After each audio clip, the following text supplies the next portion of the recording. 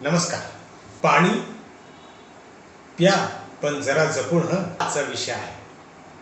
आपण पाहिलं तर आपल्या शरीरात जेवढं पाणी आहे तेवढंच पाणी ह्या पृथ्वी तलावर आहे. म्हणजे ब्रह्मांडी ते पिंडी, म्हणजे निसर्गात जे काही आहे ते आपल्या शरीरामध्ये आहे. म्हणजे जे काही निसर्गात बदल होतात त्याच पद्धतीने शरीरात बदल होतात.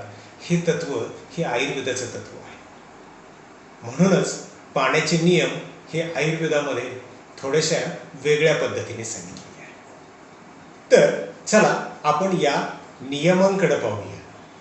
सगळ्यात महत्त्वाचं म्हणजे की ज्यावेळेस आपण पाणी हे जीवन म्हणतो त्यावेळेस प्रत्येकाला ते हवंसं वाटतं.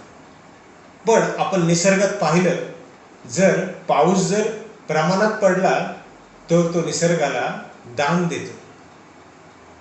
सगळं जनजीवन व्यवस्थित राहतं, पिकं चांगली येतात, झाडं चांगली वाढतात आणि सर्व जीवन हे व्यवस्थित चालतं.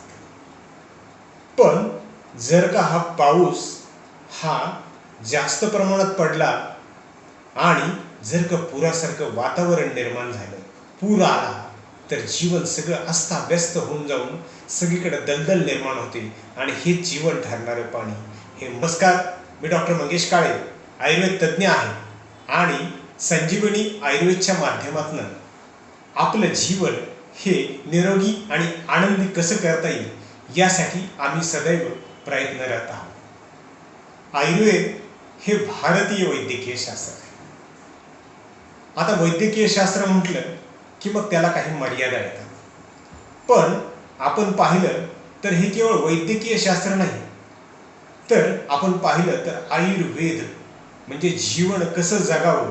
आयुष्य हा वेदा इति आयुर्वेदा, म्हणजे जीवन कसं जगावं हे सांगणारं शास्त्र आहे. यात सर्वात जास्त भर हा आपण निरोगी कसं राहावं यासाठी दिलेला आहे.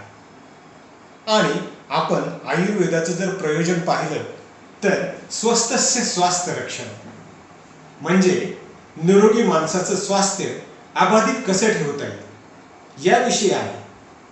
आणि आज आपण पाहतो prevention is better than cure. आयुर्वेदाने हा स्वस्थस्य स्वास्थ्य रक्षण हा हजारो वर्षापूर्वी सांगितला होता. पाणी हा आजचा विषय आहे. पाणी म्हटलं तर जीवन आहे, पण ते योग्य प्रमाणात घेतलं तर. मग जसे आपण बाहेर पाहिलं तर वाहतुकीचे काही नियम असतात आणि त्या नियमानुसार जर वाहतूक चालली तर ती व्यवस्थित चालते. त्यासाठी असतात सिग्नल की जी ही वाहतूक सुरळीत ठेवते.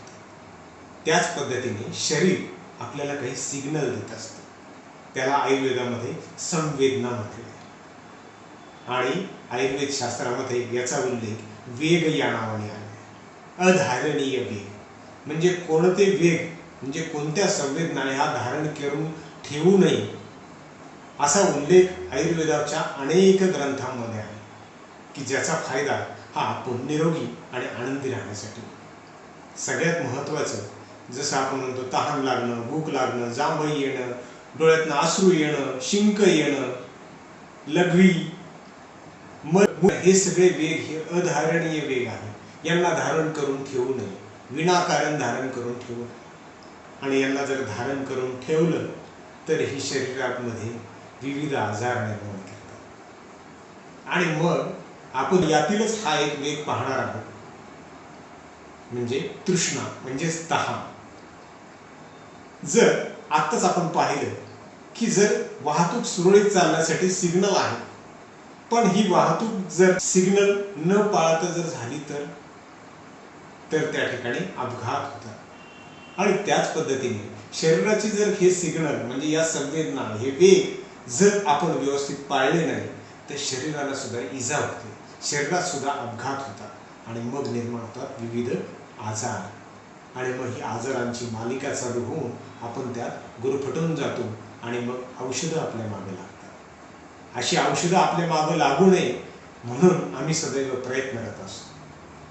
तर मग हे जे काही पाण्याचे नियम आहेत ते नियम कशा पद्धतीचे आहेत आज आपण पाहतो तर अनेक पद्धतीने सोशल मीडियावर अनेक ठिकाणी अशी व्याख्यानं पाण्याच्या संदर्भात आयोजित केली जातात.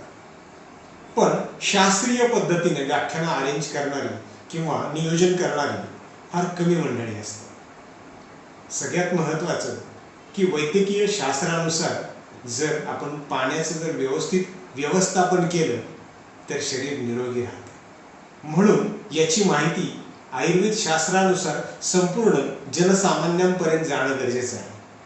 ही माहिती आपल्याला शास्त्रीय दृष्ट्या जाणं गरजेचं आहे. यासाठी आम्ही हा पुढाकार घेऊन हा पाण्याचा प्रश्न आपल्या शरीरासंदर्भातला सोडवण्यासाठी आलेलो आहोत. तर सगळ्यात महत्त्वाचं मी पहिला नियम सांगतो की तहान लागली तरच पाणी प्यावं. म्हणजे काय? Demand and supply.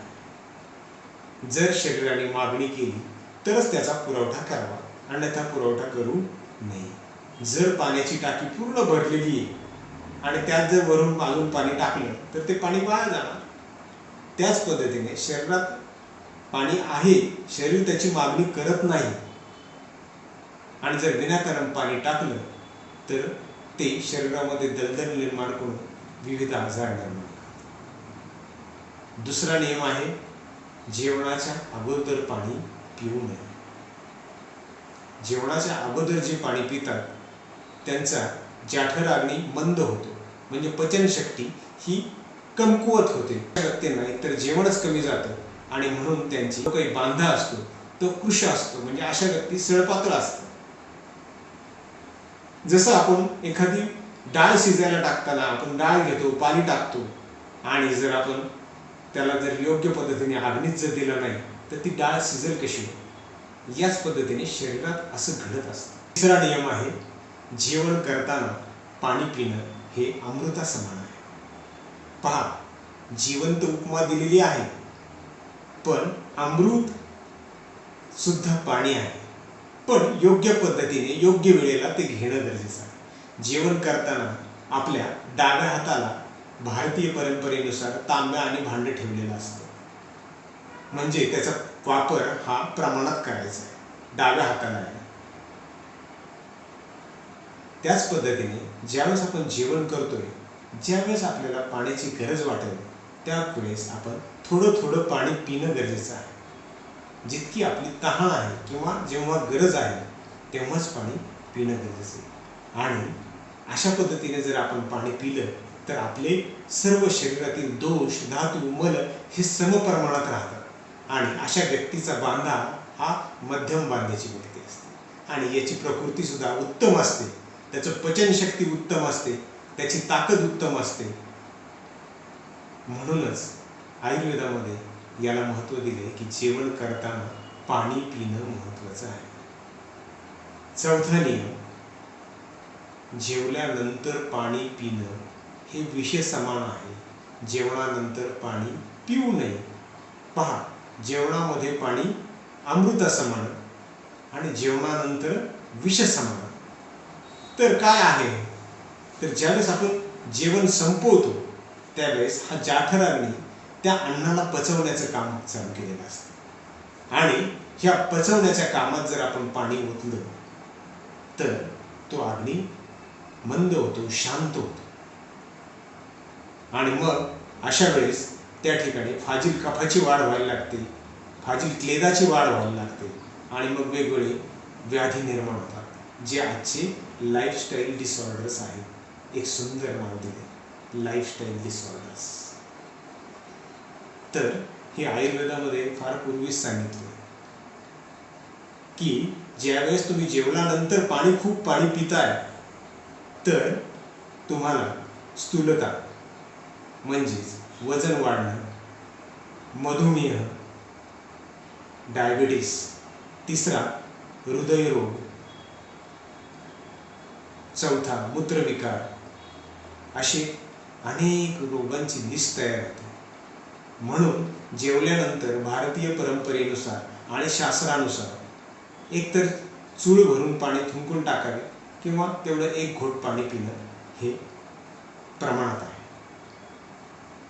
यानंतरचा शेवटचा नियम, हा नियम हा आयुर्वेदाने खास अशा व्यक्तींसाठी निर्माण केलेला आहे की ज्यांना वारंवार अजीर्ण होतं, की अन्न पचत नाही, पोटात गॅस होतात, पोट साफ होत नाही, त्यांना वारंवार अजीर्ण होतं, अशांना पाणी हे औषधाप्रमाणे काम करतं. म्हणजेच काय, जर ज्यांना अजीर्ण झालं त्यांनी जर कोमट पाणी दिवसभर प्रमाणात जर घेतलं तर त्यांचं अजीर्ण ह्या पाणी स्वरूपातील औषधाने निघून जातं.